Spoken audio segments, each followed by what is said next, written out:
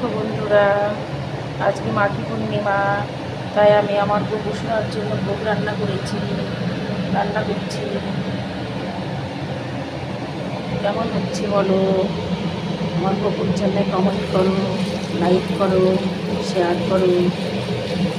জয় গোপাল, জয় মাঘী পূর্ণিমার জয়।